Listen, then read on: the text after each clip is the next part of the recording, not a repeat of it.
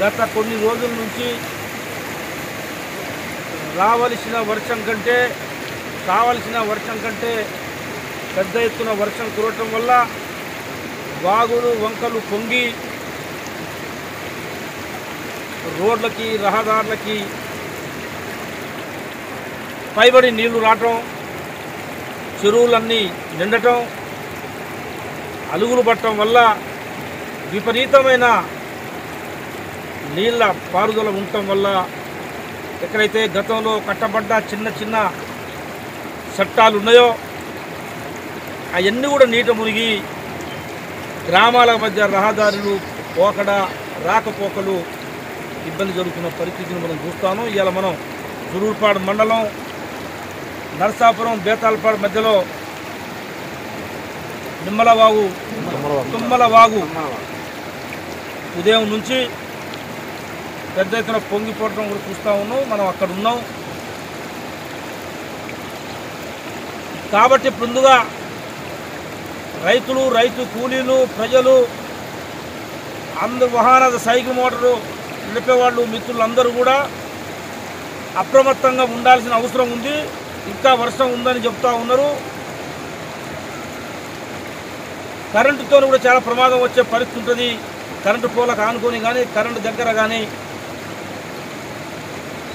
పోకుండా వాడి దగ్గర ఉండకుండా ముందు మనం ప్రాణాలు కాపాడుకునే దాంట్లో ముందు ఉండాలని చెప్పేసి ప్రజానికానికి మనవి చేస్తూ, ఎక్కడైతే రైతులకు ఇవాళ పొద్దున్నుంచి నేను అందరూ అధికారులకు చెప్పా, కొద్దిగా సెక్రటరీ లెవెల్ నుంచి పోలీస్ డిపార్ట్మెంటు, రెవెన్యూ, పంచాయతీరాజ్ అందరూ కూడా కొద్దిగా అధికారులను అప్రమత్తం చేసే దాంట్లో కొద్దిగా అందరూ కబుర్లు చేసి మీరు అప్రమత్తంగా ఉంచండి అని చెప్పి తెలపడం జరిగింది.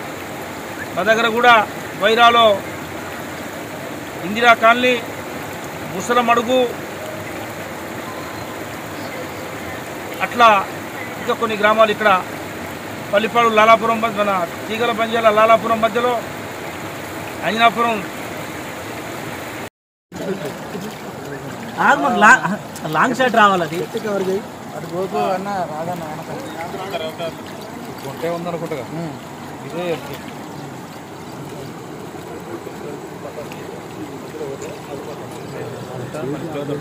పట్టిపోయింది. కుమారావు గారు అందరికి చెప్పండి, సెక్రటరీ గారు అన్ని ఫోటోలు తీసి అమ్మా, అన్ని నీ పరిధిలో ఈ రైతుకు సంబంధించిన భూములకు కానీ ఈ నీళ్లు ఈ వర్షం వానజోడు కురుతుంది కాబట్టి మనం అప్రమత్తంగా ఉండాల్సిన అవసరం ఉందని చెప్పేసి ప్రజలకు తెలియజేసుకుంటూ విజ్ఞప్తి చేసుకుంటూ సంబంధిత అధికార యంత్రాంగం ఎండిఓ గారు, ఎంఆర్ఓ గారు, ఎస్ఐ గారు, లోకల్ సెక్రటరీ, అన్ని ప్రభుత్వ శాఖకు సంబంధించిన అధికార యంత్రాంగం గత 2 రోజులకి పెద్ద ఎత్తున అప్రమత్తం ఉంది. వారికి కూడా ధన్యవాదాలు తెలియజేసుకుంటూ ఈ వర్షం ఆగే వరకు ప్రజల కోసం అందరం కూడా పత్రికా మిత్రులు కూడా తీసుకుని ఎప్పటికప్పుడు మన మిత్రులు చెప్పుకుంటూ 5 వాగులు తిరిగి వచ్చిన 5 వాగులు కూడా గుళ్ళరేవు, ఇంకోటి అన్నారపాడు, ఆ రకంగా అన్ని తిరిగి వచ్చినా చెప్తుంటూ తప్పకుండా వీటన్నిటికీ ఇంజనీరింగ్ డిపార్ట్మెంట్ పంపించి అంచనా వేయించి మీ అందరి ఆశీస్సులతో మీ అందరి దయ వల్ల ఈ బ్రిడ్జీలు కట్టించే బాధ్యత తీసుకుంటా అని చెప్పేసి విజ్ఞప్తి చేస్తాను.